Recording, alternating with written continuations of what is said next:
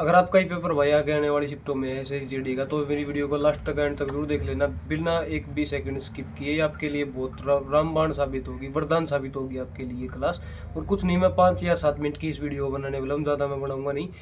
लेकिन मैं ये गारंटी ले रहा हूँ कि अगर आपने ये वीडियो देख ली तो आपके हर एक डाउट क्लियर हो जाएंगे और आपका स्कोर एग्जाम में बढ़ेगा ही बढ़ेगा, गारंटी है ये बात। और वीडियो अच्छी लगे तो वीडियो को लाइक, कमेंट और शेयर, वो आपकी मर्जी है, आप करें तो, और सब्सक्राइब करें तो वो और भी अच्छी बात है। मैं अपनी बताता हूँ, पिछला जैसे इस GD 2025 वाला मैंने दिया था, तो मेरे साथ क्या हुआ था, मैं भी आपकी तरह एनालिसिस वाली वीडियो देख के बहुत सारी, मेरा पेपर था लास्ट में या फिर बीच में था, शायद 13 तारीख को था।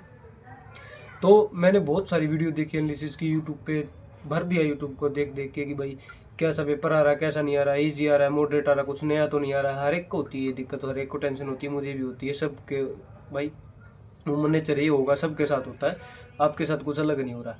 दूसरी बात कर लेते हैं कि भाई इससे नुकसान कितना है। मैं झूठ नहीं बोल रहा, मैं बिल्कुल सच और फैक्चुअल बात बता रहा हूँ। मेरे मॉक में 130, 35, 140 ऐसे नंबर आते थे, और पेपर में मेरे 94 नंबर आए थे, केवल और केवल इस एनालिसिस को देखने के कारण।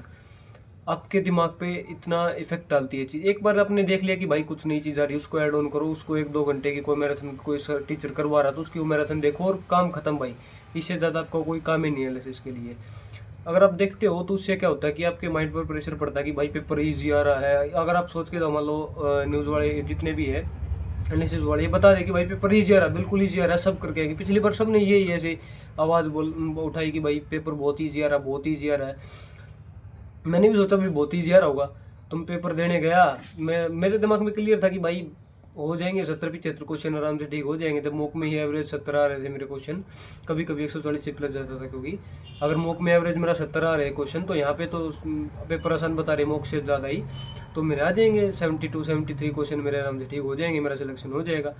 लेकिन हुआ इसका बिल्कुल अपोजिट, क्योंकि मेरी शिफ्ट थी वो थोड़ी सी हार्ड आ गई, और कंपैरेटिवली थोड़ी सी और शिफ्टों से हार्ड आ गई, जिसकी वजह से मेरा पूरा पेपर खराब हो गया।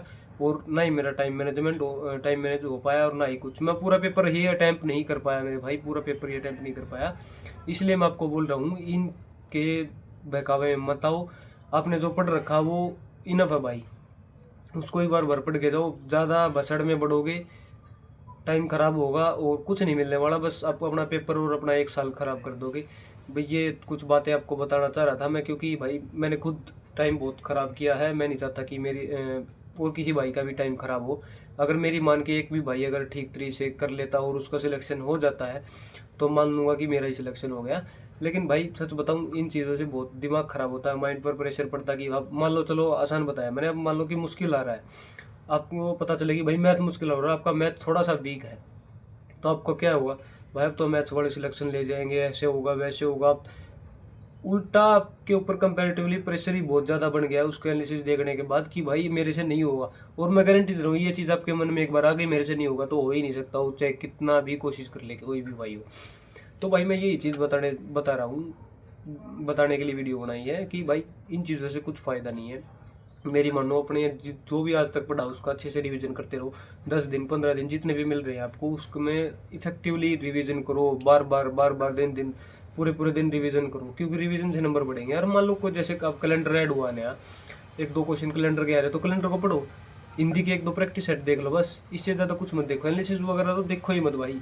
और ज़्यादा से ज़्यादा मॉक लगाओ, सेक्शनल टेस्ट लगाओ, जिससे आपकी टाइमिंग इंप्रूव हो, टाइमिंग कम लगे आपको पेपर में। इन चीज़ों पे ध्यान दो, इन चीज़ों पे ध्यान देना वो फायदा ही नहीं कि पेपर कैसा आ रहा है कैसा नहीं आ रहा। आपने पढ़ा है तो आपका फंसेगा पेपर में, नहीं पढ़ा तो भाई जो पेपर आसान आ रहा है मुश्किल आ रहा है, उससे कोई फर्क ही नहीं पड़ता। फिर मानते हो इस बात को? तो अगर आपने पढ़ा है तो फिर आपको, आपके लिए पेपर ईजी है मुश्किल है, कोई फर्क ही नहीं पड़ता, क्योंकि भाई मेन तो होती है परसेंटाइल।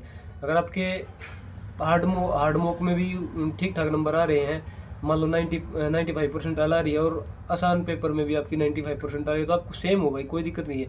मान लो जो इजी पेपर था उसमें आपके मान लो 150 नंबर आ गए या 145 नंबर आ गए, और हार्ड में आपके 130 क्रॉस भी नहीं होगा, 125 आए, और लेकिन आपकी परसेंटाइल सेम है, 95% और 95 है। तो भाई ये SSC है, ये एडिक्विटी में इसी तरह से नॉर्मलाइजेशन हो रहा है, परसेंटाइल बेस पे, इक्वल परसेंटाइल करके देख रही है, तो इसी बेस पे होगा भाई। मैं ये सच बता रहा हूँ, पेपर आसान है, ईजी है, उससे ज़्यादा फर्क नहीं पड़ता है, 1-2 नंबर का फर्क पड़ता है अगर आपने अच्छे से तैयारी की है तो, ठीक है। लेकिन अगर इस माइंड सेट से जाओगे तो माइंड सेट बहुत डिपेंड करता है भाई पेपर में। अगर मेरी तरह आप भी चाहते हो कि मेरा भी 1 साल खराब हो, तो भाई बेशक से खूब वीडियो देखो, एनालिसिस की खूब सारी चीज़ करो।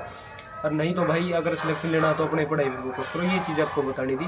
कैसी लगी वीडियो तो भाई एक बार कमेंट में ज़रूर बता देना। और अगर आप चाहते हो कि मैं कुछ इंपॉर्टेंट टॉपिक्स की वीडियो लेके आऊँ तो वो भी आप कमेंट में बता सकते हो, मैं बता दूंगा कि क्या क्या आ रहा है पेपर में, क्योंकि मेरे पास सारे क्वेश्चन लगभग आ जाते हैं टेलीग्राम पे। तो ये इन्फॉर्मेशन आपको देनी थी भाई।